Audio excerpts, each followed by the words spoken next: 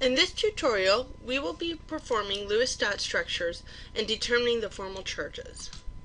So before we do anything else, we need to figure out the Lewis dot structure. So we're going to look at NO2 negative again. On our previous tutorial, we actually looked at the resonance structure of this. So nitrogen and oxygen. Nitrogen is here, oxygen is here. Nitrogen's in the 5th row, oxygen is in the 6th row. That means there's 5 electrons for nitrogen and 6 electrons for oxygen. We have 1 nitrogen, so that gives us a total of 5. We have 2 for oxygen, that gives us a total of 12. And we have a negative sign up here, which means that we're going to add 1 electron. So 5 plus 12 is 17, plus 1 more, 18 electrons total.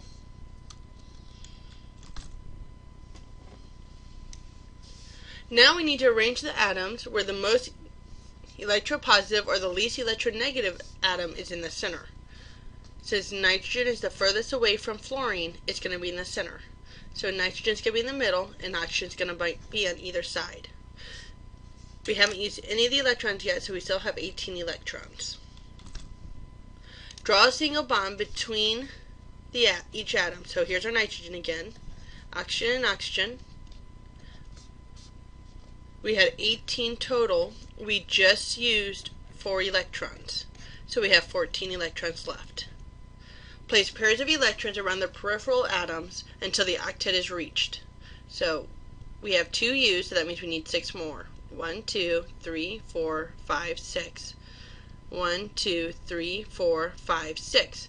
We've used 12 total, so we're going to subtract 12 out of here. That gives us 2 electrons left. Let's redraw that.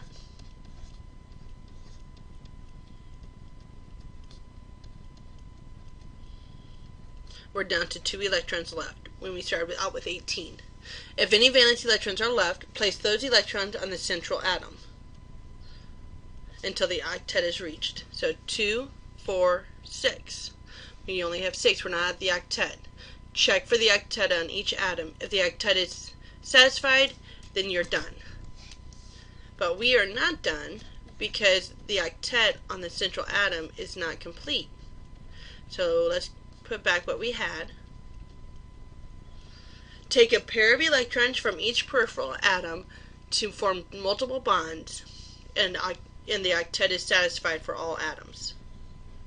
So here's our lone pair. We'll pull that over to have a double bond there.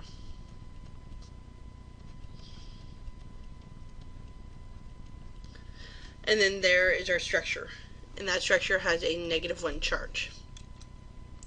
Now we're going to start discussing something called a formal charge. Formal charges are compounds that have different arrangements, different possible arrangements, and it's trying to find the most stable structure. The predominant resonance structure of a molecule is the one with charges as close to 0 as possible. The criteria for selecting the favored structure is electronegativity. If there is a negative charge assigned, if possible, it should be placed on the most electronegative element. The resonance structure with the lowest overall formal charge on each atom is the most stable. So that's our goal. There's a couple of different ways of doing this. The most easily comprehensible is version 2. They're actually the exact same numerically. So number of bonds is the number of valence electrons per atom, minus the number of bonds to that atom, minus the number of lone pair electrons. There are 2 electrons per bond.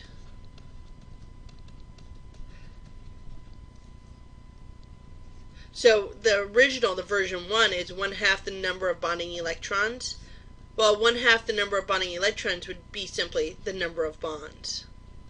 So you're actually calculating the same thing. But the way it's written, it's 2 different ways. So if we look here, we said that oxygen had 6 valence electrons, and we said nitrogen have 5 valence electrons. So let's take a look at each atom. We take the number of valence electrons and we subtract the number of bonds. It has 2 bonds. And then you subtract the number of electrons involved in lone pairs. We have 2 here and we have 2 here for a total of 4. That equals 0. The next one, nitrogen has 5 valence electrons. It has 2 bonds here and another one here, so it has a total of 3 bonds. And it has 2 electrons involved in lone pairs. That equals 0. And over here, we have oxygen, which has 6 electrons, valence electrons. We have 1 bond, and we have 2, 4, 6 electrons involved in lone pairs to give us a -1 charge, which the overall charge should be a -1, so it makes sense that we have at least one -1 in there. And oxygen is more electronegative than nitrogen, so we're good. Let's do some more practice. So let's look at NO3. We have to do them all individually. Oxygen is here, nitrogen is here. 1, 2, 3, 4, 5, 6. So oxygen should have 6 valence electrons. He has 1 bond going to it. 2, 4, 6. 6 electrons involved in lone pairs. So that gives us a -1 charge. Nitrogen is a 5. It has 3 bonds going to it and no lone pair, so that gives us a +2. Oxygen is a 6, minus 1 bond, minus 6 valence electrons, which gives us a -1. And then this oxygen has 1 bond and 6 valence electrons to give us a -1. So this is probably not the most stable structure here. We can actually make it more stable because of the fact that it has so many -1s and +2s. And the nitrogen doesn't even have a full octet. So if we take one of these paired down, that will affect nitrogen and that oxygen. So we can redraw this structure. This is supposed to be a -1 charge. I don't know why it's not written up there. Because it's nitrate.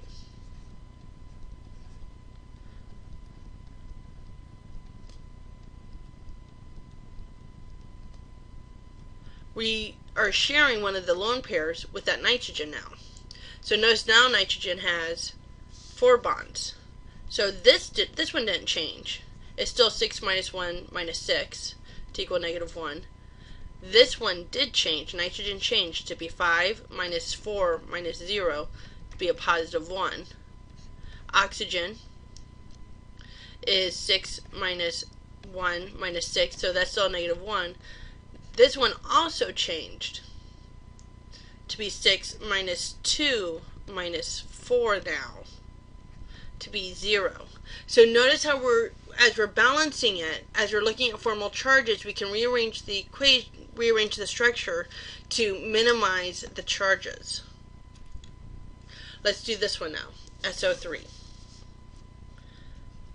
Sulfur and oxygen are both in the same row, and then it's in row 6. So 6 valence electrons minus 2 bonds. There's 2 lone pairs, so 2 electrons here and 2 electrons here. So a total of 4. So that equals 0.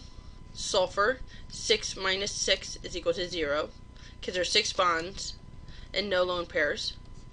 Oxygen is 6 minus 2 bonds minus 4 electrons involved in lone pairs. That equals 0. And this oxygen is 6 minus 2 bonds minus 4 electrons involved in lone pairs to equal 0. So all of those are 0, so that should be a fairly stable structure. Alright, so let's try one more and try to figure out the most stable structure. We have oxygen, nitrogen, and carbon bonded in 3 different ways. Notice the first one has nitrogen in the middle, second one has oxygen in the middle, third one has, or carbon in the middle, the third one has oxygen in the middle.